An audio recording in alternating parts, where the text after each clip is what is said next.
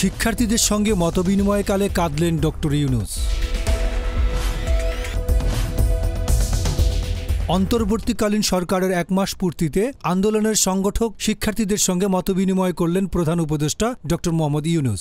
এই সময় হতাহতদের বিষয়ে কথা বলতে গিয়ে আবেগাপ্লুত হয়ে পড়েন তিনি। এই সময় ডক্টর ইউনূসকে কাঁদতেও দেখা যায়। রোববার তেজগাঁয়ে প্রধান উপদেষ্টার সরকারি কার্যালয় শাপলায় বেলা ১১টায় এই মতবিনিময় সভার আয়োজন করা হয়।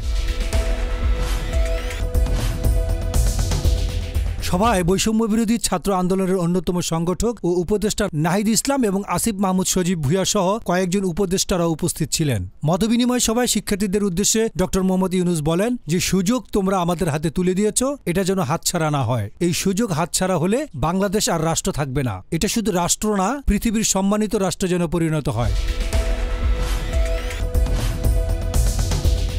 বৈষম্যবিরোধী ছাত্র আন্দোলনে যারা শহীদ হয়েছেন তাদের স্মরণ করে তিনি বলেন, যারা শহীদ হয়েছেন আজকে তারা আমাদের সঙ্গে এখানে বসতে পারত, কিন্তু সেই সুযোগ তাদের দেয়া হয়নি। যখন হাসপাতালে আহতদের দেখার জন্য যাই তাদের দিকে তাকাতে কষ্ট হয়।